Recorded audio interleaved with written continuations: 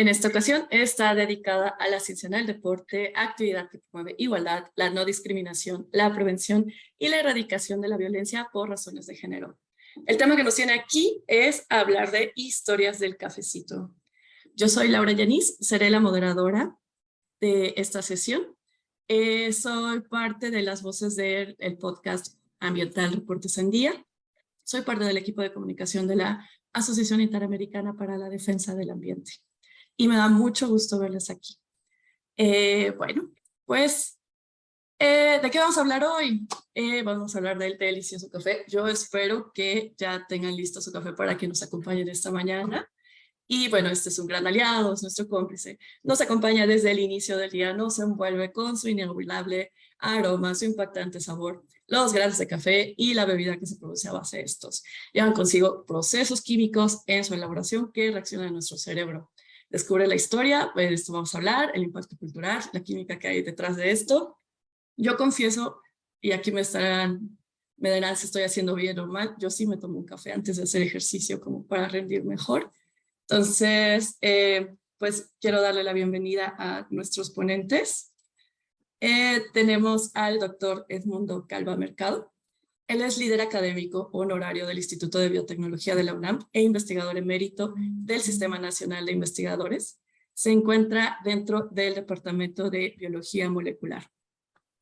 Tenemos a Adriana Vega Garnica, licenciada y maestra en Ingeniería Química de la Facultad de Química de la UNAM, profesora de Química del Colegio de Ciencias y Humanidades del Plantel Sur de la UNAM, asesora en línea de la UAIET y bachillerato a distancia de la SECTEI, que es la Secretaría de Educación, Ciencia, Tecnología e Innovación.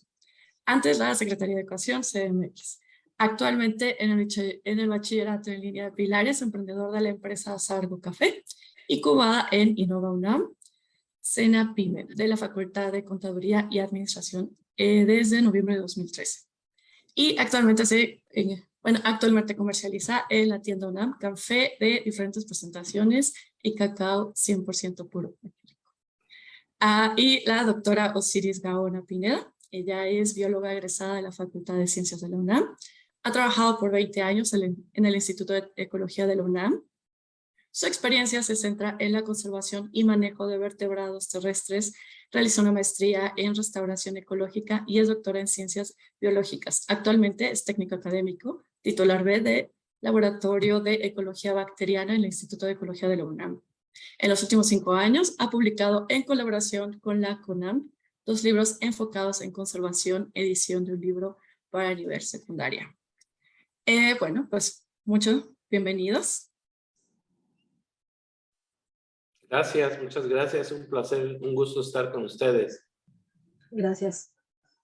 Gracias. Super. Bueno, pues les explico un poco la dinámica que vamos a tener hoy. Cada uno tendrá alrededor de 7 minutos para hablar del tema inicial y haré esta será una primera ronda, luego vendrá otra segunda ronda, les daré 5 minutos. Y al finalizar, esperemos que el público nos esté mandando preguntas o algo así. Ya saben que nos pueden seguir en las redes sociales, ahí pueden mandar cualquier duda que se les ofrezca y tengan ese momento y estaremos compartiéndolas. Y al finalizar con una conclusión. Entonces, empiezo con el doctor Edmundo Calva. Pues muchas gracias por la invitación. Como habrán escuchado, bueno, yo me dedico a la biología molecular y por tanto, pues soy un apasionado de la bioquímica. Y aunque hago bioquímica y microbiología molecular de microorganismos, tengo un interés general por todos los aspectos de la bioquímica. Y bueno, pues eso me lleva al café. Es decir, porque además, como quizá todos los que estamos en este panel, soy un asiduo bebedor de café. Lo disfruto muchísimo. Y siempre hay esta cuestión de qué tanto café podemos tomar. ¿Es bueno tomar café? ¿No es bueno tomar café? ¿No? Y tratando de resumir en estos cuantos minutos algunas de mis impresiones, pues les puedo decir, uno, que hubo un artículo hace varios años en National Geographic, la revista National Geographic, sobre el café. Y ahí tenían una frase que me llamó mucho la atención, que decía que el café es la droga más segura que consume la humanidad, ¿no? Droga en un sentido genérico, como se usa en el inglés, en los países anglosajones, donde drogas también pueden ser medicamentos, ¿no? Es decir, drugs, ¿no? No necesariamente es algo malo, ¿no? Pero incluso los medicamentos nos pueden dar adicciones, ¿no? Pero bueno, el punto es que este es un sentimiento general que yo comparto.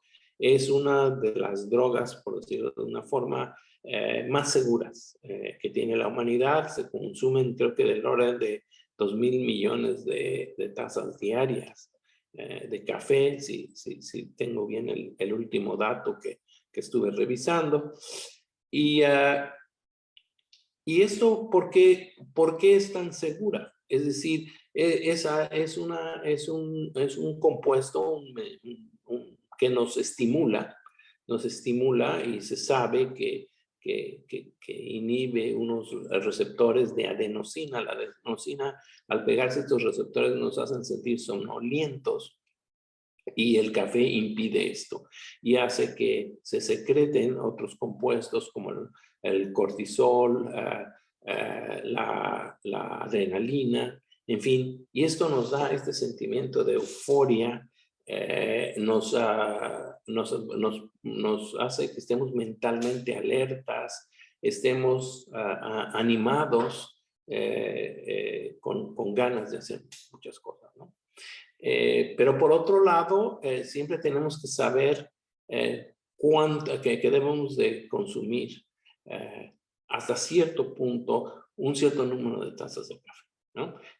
Quizá en la siguiente sección, si es apropiado, hablaré un poquito más de las dosis. Pero esencialmente, si tomamos, depende de dónde tomemos los datos, podemos tomar de 2 a 4 tazas de café diarias, café americano más o menos cargado, o podríamos tomar en ese sentido hasta 4 express dobles, algo así, ¿no? Para mí es de 2 a 4 express dobles, ¿no? Yo creo que para mí, en lo personal, los 2 express dobles o las 1 o 2 tazas, una taza de café bien cargado, café americano, para mí son suficientes. Porque ¿qué pasa después de ello? Pues uno puede tener taquicardias, digo, si uno realmente excede, puede tener ansiedad, falta de sueño. No hay muchos reportes donde haya realmente un efecto donde se cause la muerte o cause una enfermedad. No hay tantos estudios sobre eso.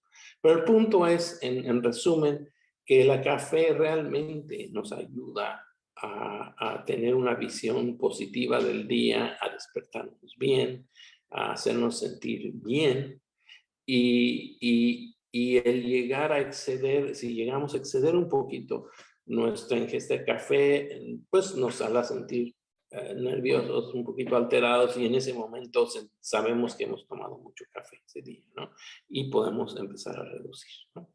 Entonces, yo diría que esa sería como mi parte introductoria al café.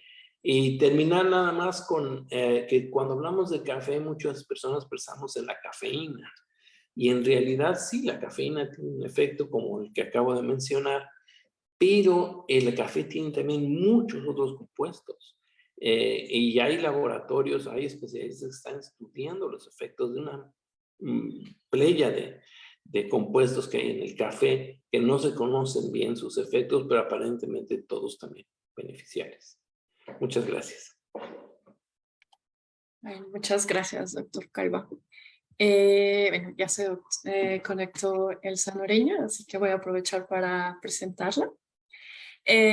Tanto su trabajo de maestría como de doctorado se enfocó en la determinación de contaminantes orgánicos persistentes.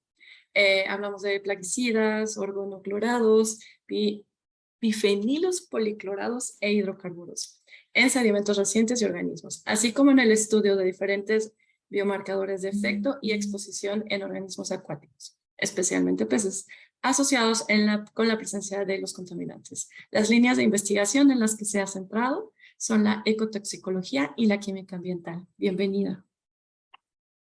Muchas gracias. Un gusto estar aquí con ustedes. Gracias. Pues ahora les voy a dar la palabra. Voy a continuar con Adriana Vega. Hola, buen día. Muchísimas gracias por la invitación. Pues bueno, siguiendo con el tema del café, como dice el doctor Edmundo, justamente tiene muchísimas sustancias. Yo creo que la mayoría de las personas que consumen el café definitivamente ya es como una rutina levantarse y tomar una taza de café en algún momento del día. Es muy importante que sepan, como él lo mencionó, no es que haga daño el café como tal, son las cantidades. Yo creo que todo siempre tiene que estar moderado por la cantidad. El café sufre muchísimas transformaciones desde que está en el café cereza hasta que llega a la taza. Hay muchos procesos, los compuestos iniciales cambian y nos da esos aromas, ese sabor, esa acidez balanceada. Tiene mucho que ver ese proceso para tener una taza de calidad. En el mercado podemos encontrar muchísimas marcas y no todos saben igual, porque tiene que ver mucho con ese proceso que se lleva y también desde que se cuida la mata, la plantita del café, cómo se está cuidando, si le está dando sol, si tiene la humedad perfecta, si está a alguna altura. Son muchas las características que tiene un café, por lo cual varía su precio también en el mercado. Ahora, el café, además de que llega ahí a la tienda, ustedes lo pueden adquirir, también tenemos muchas bebidas preparadas a base de café. Entonces, a veces, en ocasiones piensan que el café es el que se está haciendo daño, pero si le están agregando leche, azúcar y otras sustancias, eso es lo que puede estar quizás dañando el organismo. Son muchas las sustancias las que están alrededor y es muy difícil decir la cafeína es la que hace daño. Hay otras sustancias, pero como están en una concentración tan chiquita, es difícil determinar justo cómo nos están afectando en el organismo. Entonces yo los invito realmente a todos que disfruten una taza de café sin tanto remordimiento, no abusemos de él, porque como dijo el doctor Edmundo, 4 tazas podría ser el límite para una persona, pero hay quienes toman más y no les hace daño. Tiene que ver también con su metabolismo, con su actividad, con la edad que tienen, porque digo, yo a mi edad no me puedo tomar 4 tazas porque entonces sí me empiezo a poner alterada, me tomo nada más 2. Entonces podemos justamente analizar el café desde que lo cosechamos hasta que llega a la taza. El proceso físico también influye, el tipo de grano. Tenemos muchas variedades de plantas, bueno, no muchas, pero sí tenemos algunas variedades de las plantas.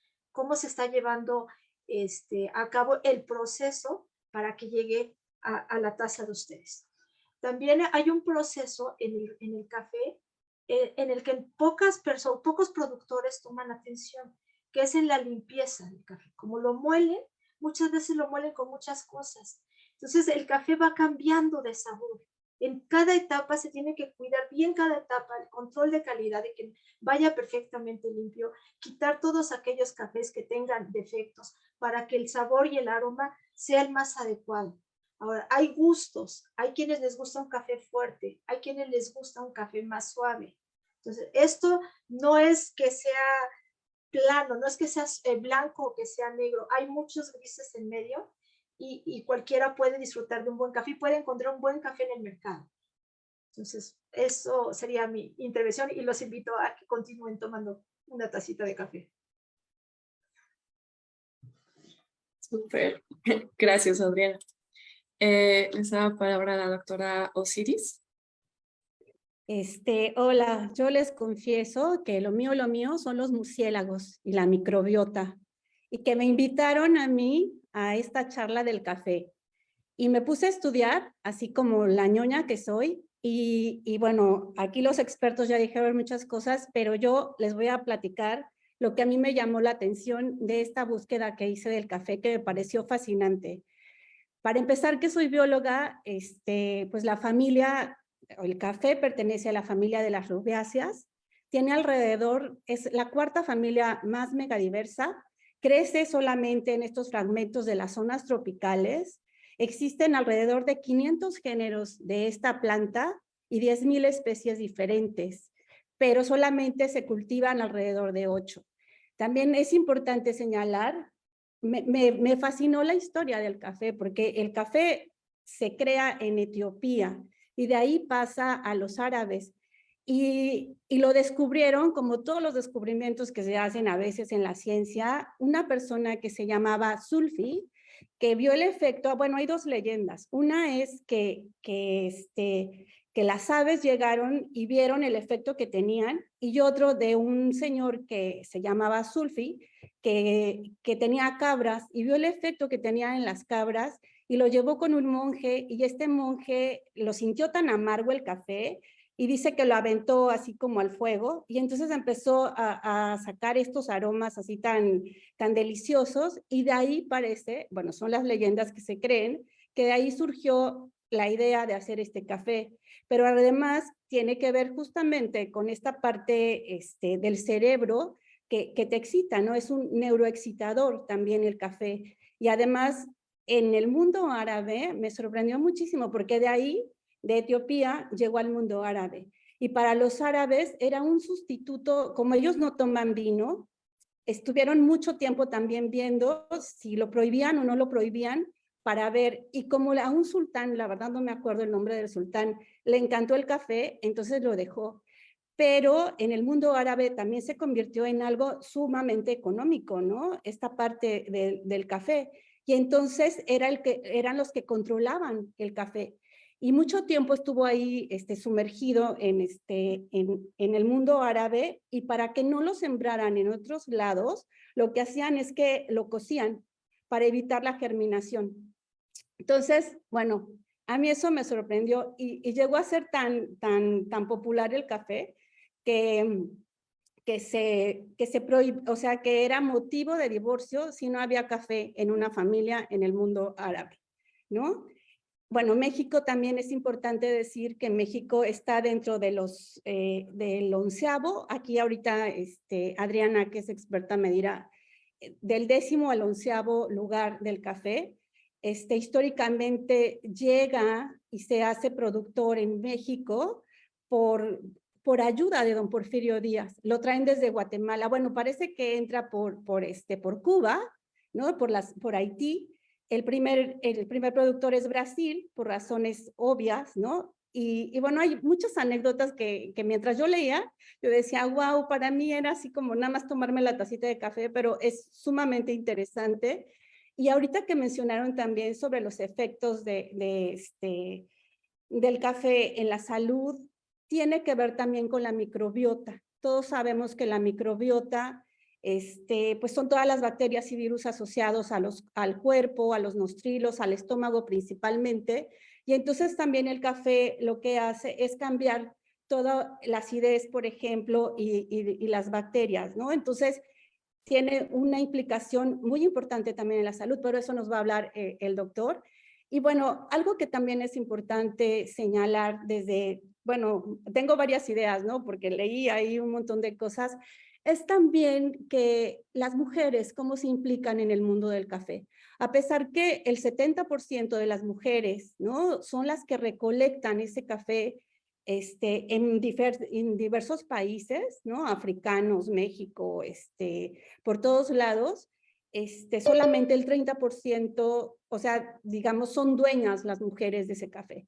También ha sido una cuestión muy desigual en la economía, como siempre, sobre todo porque, bueno, pues porque las mujeres no tienen acceso a la tierra, tiene que ver también con cuestiones de tierra, de dueños de la tierra y cómo funcionaban todo eso. Algo que me pareció muy importante también es cómo en México se fue sustituyendo el tomar café. No llegó hasta 1800 el café, y las cafeterías también, fue por Porfirio Díaz, y se hacían ¿cómo se llama?, en la calle de Reforma, porque ustedes saben que Porfirio Díaz amaba a Francia. Entonces era una imitación de esas cafeterías y fue sustituyendo poco a poco el chocolate, porque para nosotros era el chocolate, porque el chocolate sí es mesoamericano. Entonces era el chocolate en agua y el pulque. Y entonces el café poco a poco fue sustituyendo a esas bebidas que nosotros tomábamos pues históricamente, ¿no? Y bueno, ahorita no sé qué más, ahorita me acuerdo porque es sumamente apasionante. Creo que ya voy a estudiar el café y voy a dejar a los murciélagos. No, no es cierto. Bueno, ahora nos aclarará, pero según yo los murciélagos también tienen algo que ver con el café. De repente por ahí. Son las aves, sobre todo Las aves. porque el fruto del café, como le llaman, es una cereza, es un fruto rojo y tiene que ver con la dispersión de las aves prefieren estos frutos rojos y los murciélagos no. Los murciélagos prefieren frutos pequeños, blancos, porque ellos son nocturnos. Sí. Wow, eso es un muy buen dato. Y bueno, por último, para cerrar esta ronda, es salvadoreña. Son alrededor de 5 a 7 minutos. Sí. Máximo. Hola, muchísimas gracias por invitarme a platicar aquí con ustedes. Yo tengo así como que el enfoque de usar que todos tomamos una buena tacita de café para hacer estudios ambientales, ¿no? O sea, es así como algo extra que uno no piensa. Entonces, como bien decían hace rato, a pesar de que el café tiene muchos componentes, tiene taninos, tiene proteínas, tiene aceites que vemos, ¿no? A la hora de ver nuestra tacita de café, ¿no? Pero pues la sustancia más famosa que tiene el café es la cafeína justamente, ¿no? Que así como dato químico se llama 1,3,7-trimetilxantina, ¿no? Ese es el nombre químico. Entonces, la cafeína es un alcaloide como otros, ¿no? Como lo que están los alcaloides que están en el chocolate, en el té, y tiene un sabor ligeramente amargo, y está en proporción bien bajita en el café, ¿no? Está como 2 o 3% es solo de la cafeína. Pero, pues es el componente más famoso, pues justo debido a los efectos que provoca, ¿no? Estimula el sistema nervioso central, aumenta la circulación, no es vasoconstrictor, y aumenta la respiración.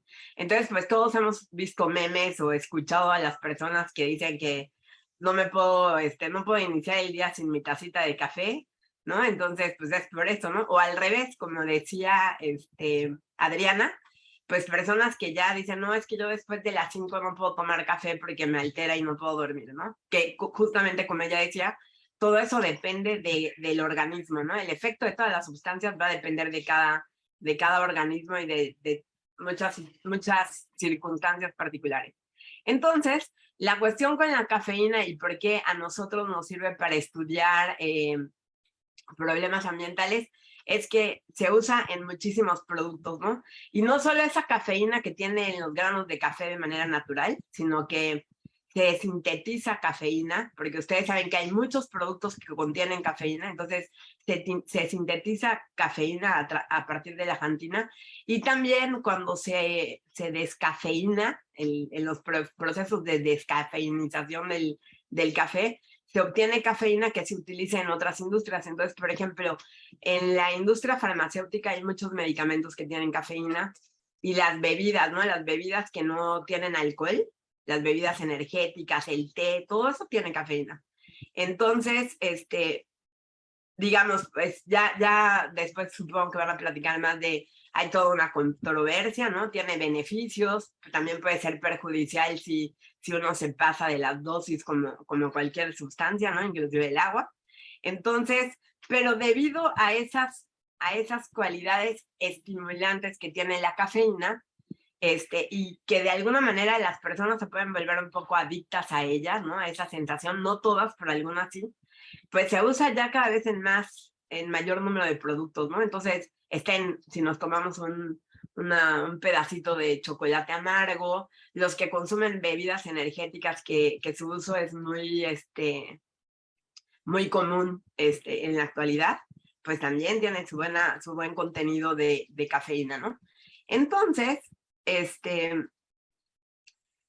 la cuestión es que cuando nos tomamos una tacita de café, esa cafeína o cualquier producto que tenga cafeína, esa cafeína que entra a nuestro organismo, una parte de la cantidad que ingerimos se desecha a través de la orina, ¿no? Se metaboliza, ahí todo se sabe muy bien las rutas, y una parte se metaboliza.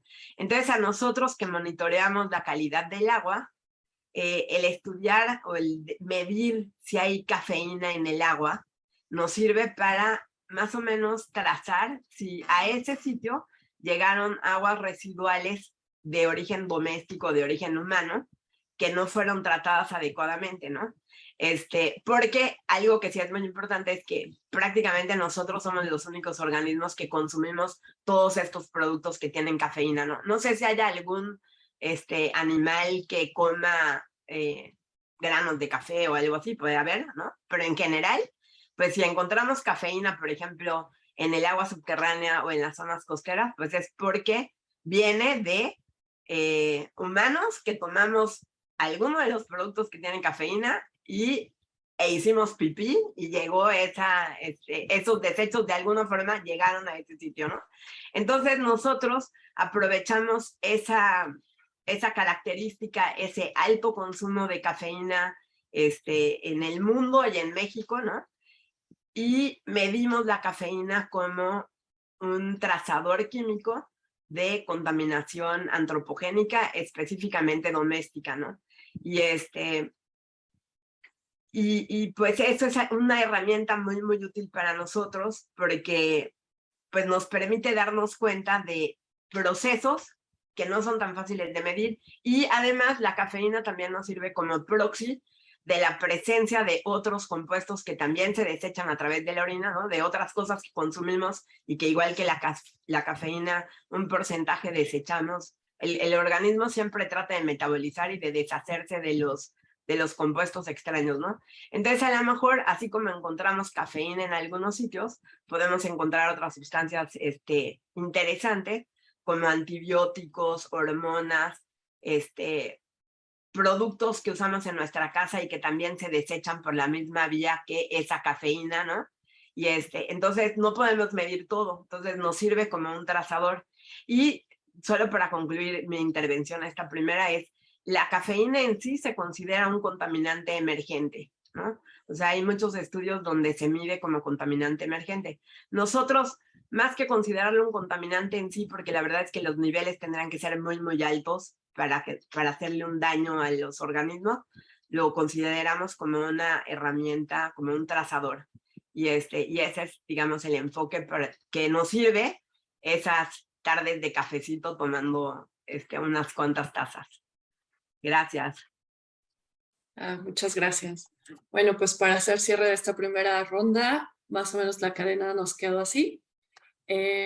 Osiris nos cuenta desde la parte de la leyenda todo lo que hay detrás y cómo empieza cómo es la base desde la parte biológica de la mata y cómo se relaciona con las otras especies. Yo estoy ahora muy intrigada con los pajaritos alrededor de esto. Continuamos con Adriana, que entiendo que es esta cadena que nos lleva a cómo escoger y cómo tener un buen proceso del café, cómo saber que esto es de calidad. Nos lo tomamos y entonces aquí ya entra el doctor Edmundo para entender cuáles son los efectos que empiezan a hacer en nuestro cuerpo y lo desechamos. Y aquí tenemos el trabajo de la doctora Elsa y cómo podemos encontrarlo en el ambiente. Entonces, partiendo de esta cadena, este va a ser el nuevo para esta segunda ronda y van a ser 3 minutos más o menos por cada una. Entonces, cedo la palabra a Osiris. ¿Me toca a mí hablar ahora? Yo más bien tenía varias preguntas para Elsa Noreña. Bueno, siguiendo con la parte del componente de la salud y todo, o sea, yo aquí tenía marcado y quería preguntarle ahorita que termine yo de hablar, la diferencia entre la cafeína, porque según lo que yo encontré es que la cafeína altera o tiene que ver con el cerebro, cardiovascular, respiratorio, renal, gastrointestinal, y el tejido adiposo. Y tiene otro componente también el café, que es cafestol y cahueol o algo así. Y yo quería ver porque cuáles de estas dos cosas son las que afectan más ustedes que saben al respecto, ¿no? Y bueno, eso ahorita ustedes me dicen que creo que está muy bien. Y bueno, los estudiosos del café dicen que sirve para muchas cosas. Creo que alguien ya señaló que lo malo del café en realidad es con qué lo acompañas, ¿no? Si lo acompañas con azúcar, con crema, con todo eso, que en realidad las tazas de café podrías tomártelas, pero que lo que afecta es con qué lo acompañas. Otra de las cosas que también a mí me llamaron muchísimo la atención y se me hizo súper lindo fue todos los aditamentos industriales e ingeniosos que se han hecho para poder extraer el café. Y bueno, de lo que me acuerdo es por qué se llama café expreso, porque es una máquina, ¿no?, que desarrollaron principalmente en Italia, los vieneses, para poder extraer el café. De hecho, tuvo un premio en una de estas ferias que se hacían, como las ferias de París, etcétera, de una persona que inventó usando el vapor. Y todo esto fue porque cuando llegaba a Europa el café, pues todo el mundo quería tomar café, ¿no? Pero era el preparado muy, muy lento, entonces tuvieron que inventar estas máquinas. Y a mí pues me llama mucho la atención, ¿no? Cómo ahora se hacen todas estas cadenas para poder consumir el café y el café industrial, hacerlo, pues no sé, las cafeterías que además eran centros de reuniones, tanto en los árabes como después en Europa y en Francia, que de hecho también por eso era polémico, porque los querían prohibir, porque entonces ahí la gente se reunía para hablar de política, ¿no? Y muchas veces pues eran como manifestaciones en contra del gobierno, de los reyes, de todo esto. Y bueno, ha habido pues guerras incluso, ¿no?, por el café. A diferencia, no recuerdo bien si también el café lo usaban como moneda, pero creo que no, creo que el cacao más bien es el que se usaba como moneda de cambio. Y algo también que leí, que fue muy interesante, es cómo llega a México, y es en Córdoba, en Veracruz, donde empiezan los grandes cafeteros a sembrar pues sí, los cafetales que son pequeñitos, y creo que ahí también hay un gran museo. También está Orizaba, Córdoba y Veracruz tiene un lugar que se me acaba de ir ahorita el nombre, que es famosísimo, no sé si Adriana me puede... Coatepec. Y bueno, ahí tuvieron, bueno, es la finca cafetalera. También leí cómo va creciendo, que me pareció maravilloso, que siembran la semilla y sale las dos plantitas y después la siembran en una bolsa negra y tarda 9 meses, como un bebé, así. Eso me llamó mucho la atención, se me hizo muy tierno también, y ya de ahí lo pasan a otro lado. Entonces, también la historia del café, ¿no?, es sumamente importante, y es así como maravilloso ver que nace en Etiopía y finalmente regresa a África, pero con una producción mucho menor, y económicamente a los africanos pues no les da mucho dinero, y llega a América desde Holanda. Es ahí donde mandan las primeras matas de café hacia América. Entonces, lo que a mí me llama mucho la atención es esa ruta que tuvo que llevar el café, ¿no? Y que en cada uno de los países, cómo lo fueron, pues no sé, adaptando a la cultura, incluso, bueno, en México, ¿no? Y cómo también tenemos miles de postres en torno a un grano de café que es una semillita tan pequeña. Entonces, a mí me llama la atención cómo la cultura está embebida, ¿no? Y que tiene que ver también con la biodiversidad, con la biología, o sea, con lo maravilloso que es tener estas plantas y todo esto, y que a nosotros como humanos a veces nos olvidamos que somos parte de la naturaleza. Eso es lo que me gustaría recalcar. Y bueno, el expreso no se llama así por el tostado, sino más bien por rápido, por la máquina, que es así. Y bueno, pues creo que es mi intervención. Muchas gracias, doctora Osiris. Con Adriana. Me toca a mí, ¿verdad? Sí. Bueno, Retomando lo que dice la doctora Osiris del café expreso, a diferencia del café americano, muchos piensan que el café expreso tiene más cafeína. Y es al contrario, la cafeína se solubiliza en agua. Entonces el café expreso, al ser un café con, llamémosle, con poca cantidad de agua, la cantidad de cafeína disuelta es menor, aunque perciban el sabor más fuerte. Entonces, si quieren consumir un café y que no les altere el sueño, como algunos, o que les dé esa taquicardia que algunos manifiestan, un café expreso podría ser lo mejor. Precisamente por ese punto. Pero yo quiero abordar un poquito de, ya que llegó el café a México, actualmente, ¿cómo está en México el café? Aunque se está aumentando la producción y el consumo del café en México, nosotros tenemos desgraciadamente abandonadas las fincas. Las fincas de café, la gente prefiere irse a trabajar a una empresa y empieza a haber mucho abandono de fincas. Ya no se les está dando el cuidado que antes se les daba. En la cosecha, como se hace a mano, porque es un árbol que está en la sombra, van las personas con canastas y van cosechando grano por grano, valla por valla, ¿no? Porque son una cerecita, la tienen que ir cosechando. Entonces ya mucha gente no está dispuesta a hacer ese trabajo porque no lo perciben como bien remunerado. Entonces la producción de café de calidad en México precisamente se está viendo afectada por eso. Las fincas se han empezado a fraccionar, ya no son las grandes fincas de la época del Porfiriato, precisamente por esta situación de economía. Entonces hace falta reactivar. Otra cosa es el café de mejor calidad en México generalmente se va de exportación. El café que muchas veces tenemos acá no es el mejor, que dijéramos que los mexicanos disfrutamos del mejor café de México, no siempre se da. El buen café oscila a veces en precios del kilo arriba de 700, 800 pesos el kilo. Y desgraciadamente nuestra población no tenemos ese poder adquisitivo para estarnos dando ese lujo. Por eso luego hablamos de que el café es un lujo. Una de las características aquí, que luego les digo que menciona mucho, es el café orgánico.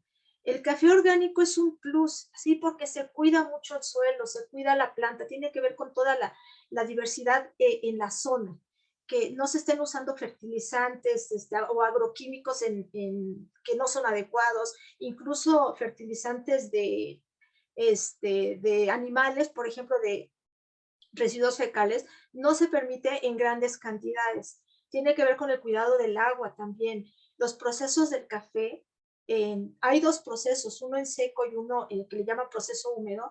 El húmedo requiere grandes cantidades de agua y ahorita estaba con la doctora Elsa, justamente en esas zonas los ríos van contaminados con muchos residuos del café, justamente de ese proceso en el cual están haciendo la fermentación. Y hay mucho, además de todos esos residuos que quedan ahí, porque a nosotros nos mandan el granito, digamos que la semilla, lo que está dentro de la cereza. Hay muchos residuos que se quedan en las fincas, que se vuelven una fuente de contaminación, y hace falta ahí entrarle y investigar cómo se pueden utilizar para no generar ni esos residuos y sacarle todavía más provecho.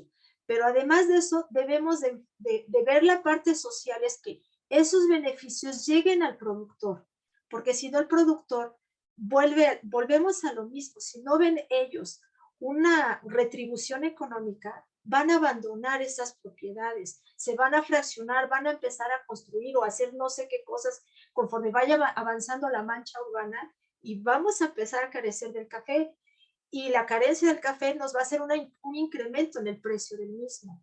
Entonces, yo creo que tenemos que siempre buscar ese balance, buscar siempre el uso adecuado de ese producto y de todos sus derivados que podamos sacar, pero sin olvidarnos del pequeño productor o de los productores en general, para que ellos también reciban ese beneficio y nos sigan beneficiando con este aromático tan delicioso que la mayoría y que cada vez más gente consume.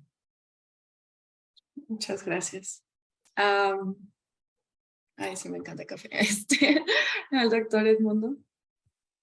Ay, muchas gracias. Bueno, conversatorio está súper interesante, cubriendo muchos aspectos diferentes y puntos de vista diferentes.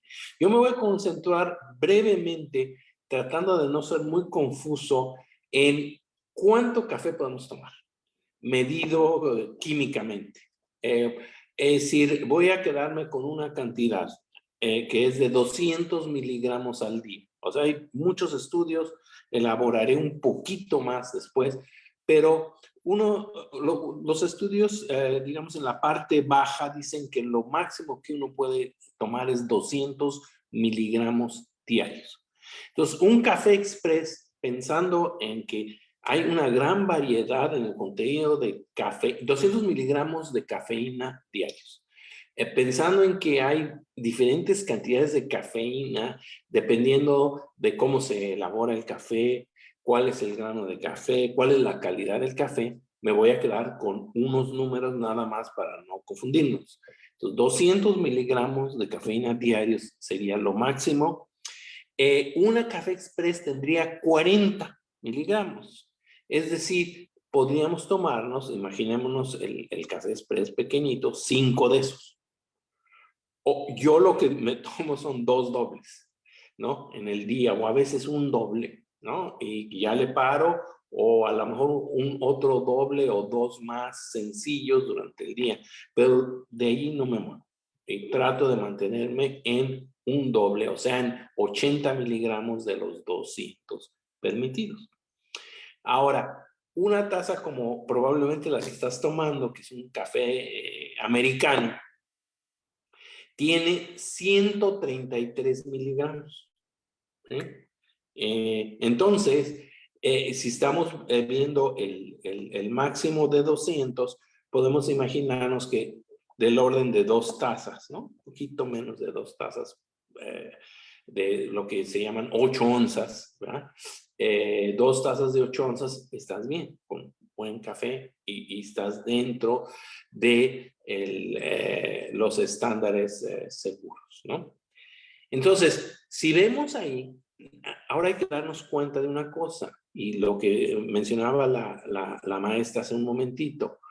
Si nosotros tenemos, entonces, 40 miligramos de cafeína en un expreso y 133 miligramos en un café americano. Entonces, tenemos más en el café americano que en el expreso.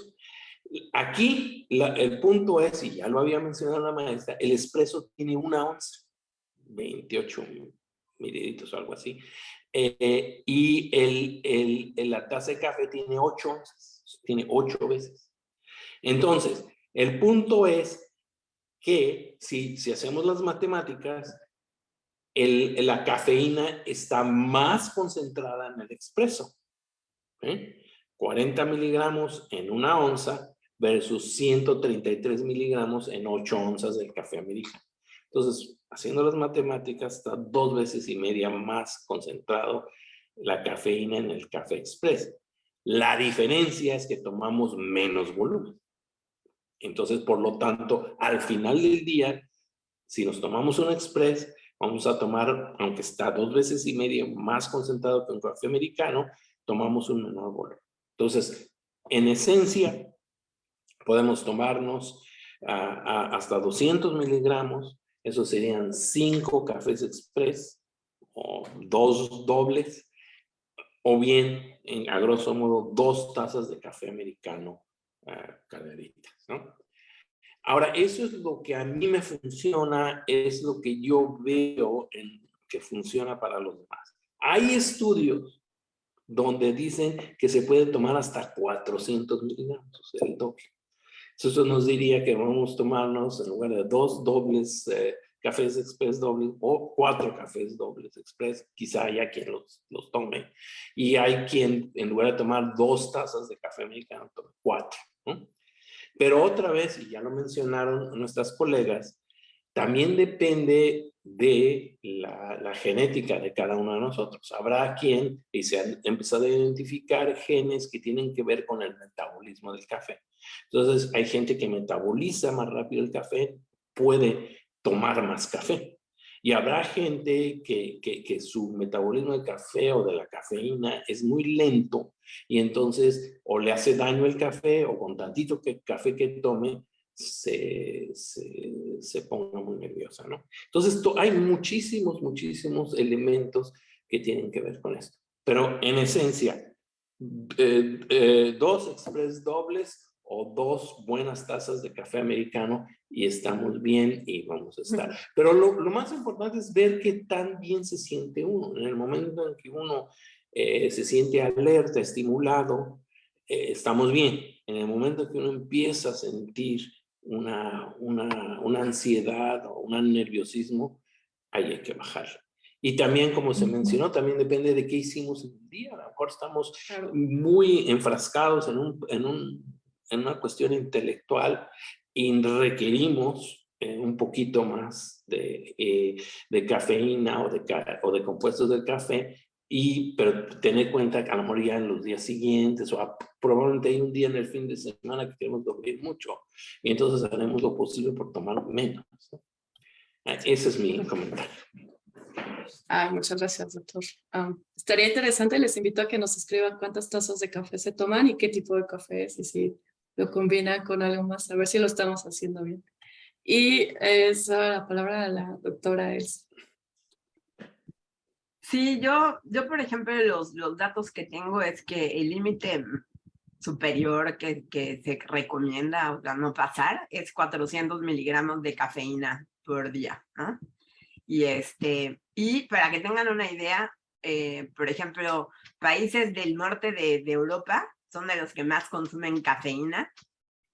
Por ejemplo, en Holanda se estima que consumen 414 miligramos de cafeína per cápita por día, ¿no? O en Dinamarca 390. Por ejemplo, no sé, en Estados Unidos consumen mucho menos, consumen como 168 miligramos de cafeína. Pero sí es muy importante considerar lo que yo les decía, que la cafeína pues no está solo en el café, ¿no? Sino que si te tomas una taza de café, pero también te tomas una bebida energética y tomas ciertos medicamentos, ¿no? Por ejemplo, para las personas que padecen migraña, como yo, por ejemplo, hay muchos medicamentos analgésicos en que agregarles cafeína es útil porque hace que el dolor disminuya más rápido y más efectivamente, ¿no? Justamente por el efecto vasoconstrictor. Entonces, si sumamos todo los productos que están disponibles que tienen cafeína, pues va incrementándose esa ingesta diaria, ¿no? Y nos acercamos al límite. Entonces sí es buena la sugerencia del doctor de tomarse unas 2 tacitas de buen café y ya, ¿no? A mí, por ejemplo, en lo particular, el café no me hace ningún efecto. Yo puedo tener mi taza y estar viendo la tele y me estoy durmiendo, ¿no? Para no dormir, claramente no me sirve. Entonces, retomando, digamos, el enfoque que yo les vengo a contar aquí es, nosotros, por ejemplo, participamos en el Laboratorio Nacional de Resiliencia Costera y estudiamos la salud y la resiliencia de diferentes ecosistemas costeros. Tenemos 7 observatorios costeros y tenemos en Yucatán Celestún, Cisal y el arrecife Alacranes, que es un sitio que no va a tener tanta influencia de las personas y del café que toman. Tenemos uno en Campeche, que es la Laguna de Términos, uno en Dos Bocas, en Tabasco. Tenemos uno en Oaxaca, por eso lo estoy mencionando, porque Oaxaca, por ejemplo, sí es productor de café, ¿no? Y entonces ahí a lo mejor las señales que podemos obtener en la costa, pues no son solo debido a las aguas residuales, usando la cafeína como trazador, sino que ahí sí puede haber aportes de zonas donde se produce café. No sé, por ejemplo, yo estoy en Yucatán y en Yucatán no se produce café. Si yo encuentro cafeína en la costa, es porque viene de aguas residuales, prácticamente sin duda. En Oaxaca es otra historia, ¿no? Entonces, y también tenemos un observatorio costero en Sonora. Entonces, lo que estamos tratando de hacer es hacer monitoreos y tratar de incluir a la cafeína, además de otras variables que se usan así de rutina para medir la calidad del agua, para ir viendo más o menos cómo están los niveles y si nos sirve para detectar problemas de contaminación y si somos capaces de filtrar esos aportes que a lo mejor van a ser naturales porque se produce. Y también sería interesante ver esos sitios donde hay residuos, ¿no? De todos los procesos que tienen que ver con la industria del café, si los niveles son altos como para así poder ser un problema para la biota, ¿no? Porque eso es algo que siempre tenemos que tener en cuenta. A veces tenemos límites superiores y máximos permitidos pensando en los humanos, ¿no? Y en la seguridad de los humanos. Pero pues la realidad es que muchas de estas sustancias están en el ambiente, en concreto yo trabajo con el ambiente acuático, ¿no? El ambiente costero, y pues no es lo mismo la cafeína que puedo tolerar yo a la cafeína, lo que le va a hacer la cafeína al fitoplancton o al zooplancton, ¿no? Entonces, todas estas son cosas que se tienen que estudiar, ¿no? De hecho, hay reportes de que la cafeína sí puede causar cierta alteración en las células. Entonces, nosotros, por ejemplo, ahorita estamos haciendo monitoreos en estos lugares que les digo. Mi laboratorio está en CISAL. O sea, yo soy parte de la Facultad de Química de la UNAM y la Facultad de Química tiene instalaciones en CISAL y medimos yo mido contaminantes orgánicos. Entonces, estamos haciendo monitoreos de cafeína y, por ejemplo, en CISAL, que si no han venido, pues vengan a visitarnos y a conocer nuestras instalaciones y el lugar. Es ahorita medio famoso, es un pueblo mágico. CISAL está creciendo mucho y es un sitio pequeño, es una isla de barrera, ¿no? Entonces, el espacio en realidad es limitado y obviamente las instalaciones para tratamiento de aguas residuales no son muy buenas. Aquí en Yucatán, como el suelo es kárstico, no se pueden hacer drenajes o no es muy rentable, entonces todo funciona con fosas sépticas y biodigestores. Entonces, en CISAL, pues las fosas sépticas habrá que ver en qué condiciones están. La gente no tiene la costumbre de darles mantenimiento y cada vez hay más pobladores y cada vez hay más turistas. Entonces, esto que les digo de usar la cafeína como herramienta es muy interesante porque nos puede servir para tener datos de qué aportes de contaminantes por cada una de las casas que hay y cada uno de los hoteles y etcétera, qué aportes se están dando a la costa y ver pues si se tienen que tomar medidas, ¿no? Puede servir para que los tomadores de decisiones pues traten de implementar métodos más eficientes de tratamientos de aguas residuales. Ya me pasé, ¿verdad? Sí, sí, pero como quiero saltar de hecho a las preguntas, hay una que va un poco por ahí. Okay. Y para empezar, deberíamos dejar de entonces tomar bebidas con cafeína por la contaminación y para proteger el ambiente. La verdad no, o sea, dejar de tomarlas no, porque como dije en mi primera intervención, realmente la concentración, digamos, los niveles de cafeína para ser dañinos son altos, aún para los bichos pequeños, ¿no? O sea, no tanto para los bichos grandes como nosotros. No, realmente en este caso el problema son el tratamiento que se le da a esas aguas residuales, ¿no? Lo que se necesitaría es tener sistemas de tratamiento eficientes para evitar que todo lo que desechamos junto con la cafeína llegue a esos sitios y cause efectos negativos. O sea, claramente yo creo que es bueno tomarse un cafecito y bebidas que tengan cafeína mientras no excedamos las recomendaciones, como decía el doctor. Gracias. No sé si pueda yo comentar a esa pregunta. Sí, adelante. Bueno, primeramente coincido plenamente con lo brillante y claramente expuesto por la doctora. Los chocolates, el té, y enfatizaría las bebidas estas energizantes. Hay algunas que tienen más cafeína que otras, pero esencialmente también la concentración de cafeína es muy alta, pero el volumen es menor que un café americano. Entonces, a lo mejor tomarse una de esas, todavía estaríamos dentro de ciertos límites, ¿no? Pero habría que verlo con cuidado, ¿no? Pero hay que entender que es así. Ahora, simplemente para expandir con el concepto, si nosotros nos vamos a las aguas residuales, hay también muchos otros fármacos. Por ejemplo, fármacos que tienen que ver con disminuir la presión arterial. En alguna ocasión, hace poco, leí un artículo sobre ello, sobre fármacos que disminuyen la presión arterial. Y eso, ¿cómo van por nuestros desechos, ¿no? A través de la orina desechamos Y cada vez es mayor la proporción de la población que tiene, digamos, el beneficio de tomar medicamentos que nos prolongan nuestra vida, ¿no? Y uno de los más consumidos es los que disminuyen la presión arterial. Y entonces, otra vez es lo mismo. Cómo esos fármacos que van del desecho entran a los océanos, a los ríos, cómo van a afectar, uno, a la fauna y a la flora de los mares y de los lacustres de los ríos, y si estos fármacos se fijan en esa fauna y esa flora, y luego nosotros los vamos a consumir, ¿no? De alguna manera, ¿no? Entonces aquí empieza a haber un ciclo de contaminación que es muy importante. Entonces, ese dilema de la cafeína y de la contaminación del ambiente lo podemos extender a muchos otros fármacos y es un problema de contaminación importante. ¿Cómo lo vamos a resolver? Pues como lo dijo la doctora, yo no creo que debamos dejar de tomar café o dejar de tomar los fármacos que tenemos indicados.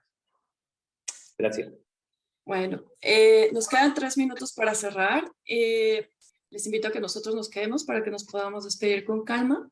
Pero bueno, quiero decirle a todos que seguimos viendo acá sus preguntas y una aportación que nos da la doctora Osiris del origen de la palabra del café, que viene del siglo XV, de umbunchum, de cavá, supongo, cahue y café.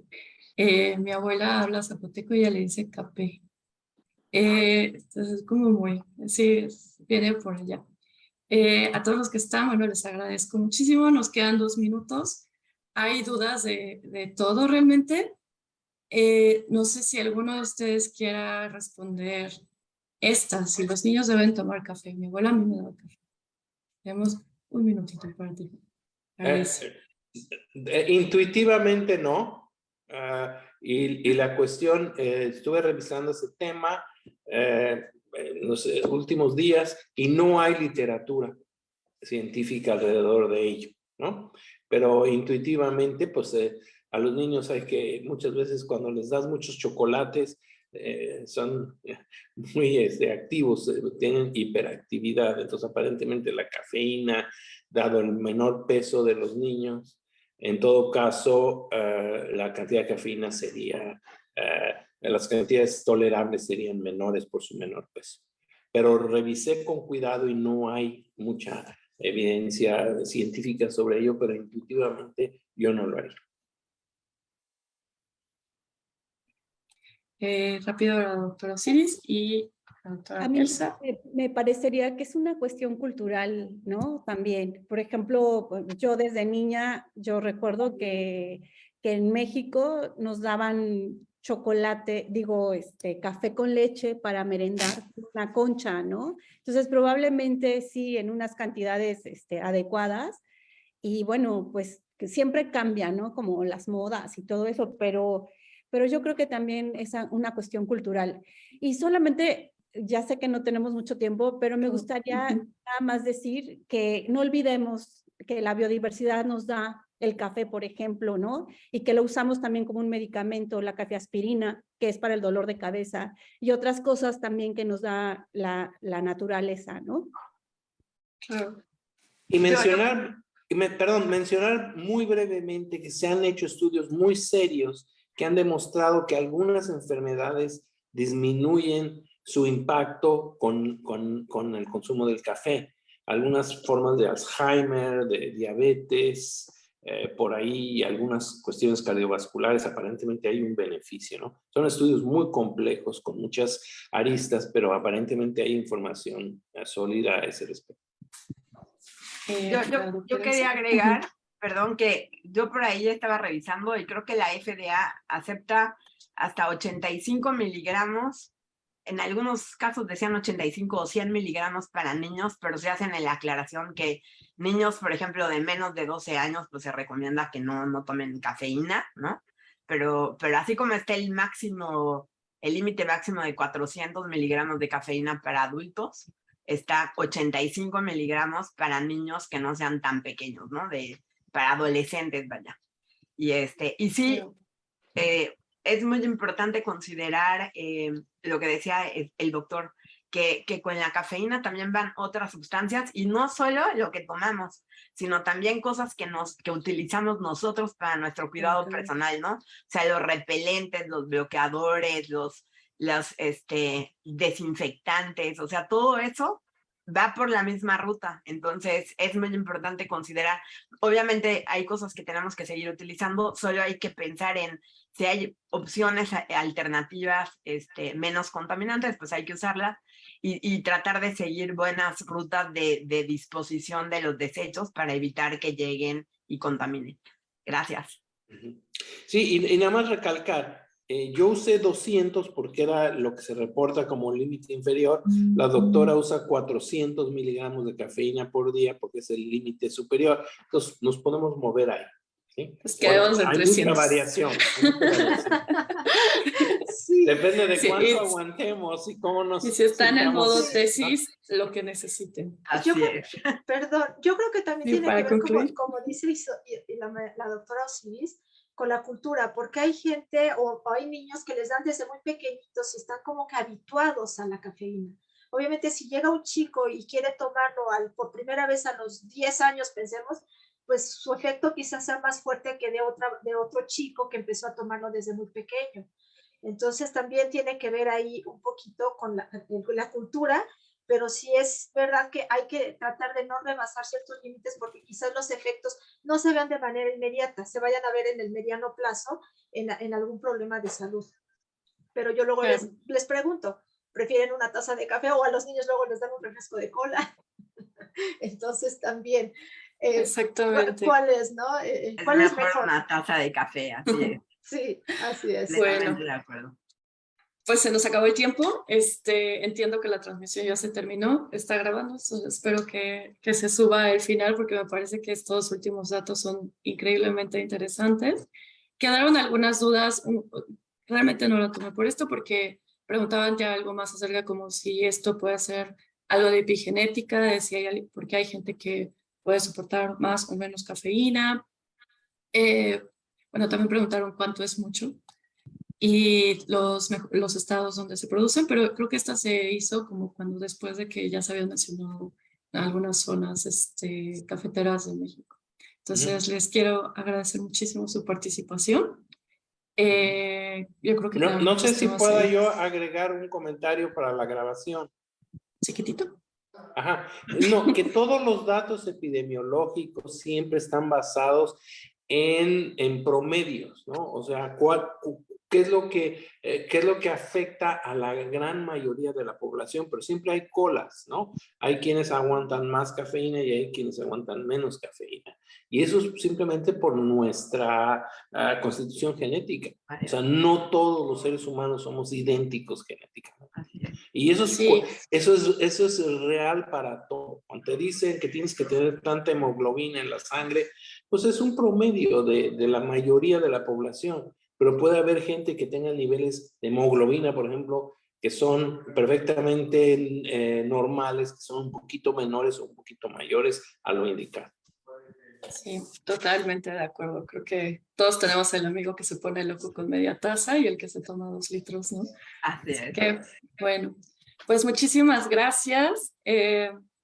Ha sido muy interesante la conversación. Definitivamente me encanta que hayamos podido tener un gran abanico de esto. Efectivamente, cada uno de ustedes podría seguir abordando desde su lado y ponernos tan técnicos como sea posible, pero por hoy se nos acabó el tiempo. Les doy mucho, les tengo agradecido por haber sido parte de esto, por seguir hasta acá y por parte de la 10ª edición de la Fiesta de Ciencias y Humanidades de la UNAM. Y seguimos con muchos más eventos. Entiendo que hay varios presenciales que pueden ir al universo y también hay muchos en línea que nos pueden seguir en las redes sociales. Así que muchas gracias. Muchas gracias a ustedes. Fue un placer y un honor. Hasta luego, buen día. Hasta luego. Hasta luego. Un gusto.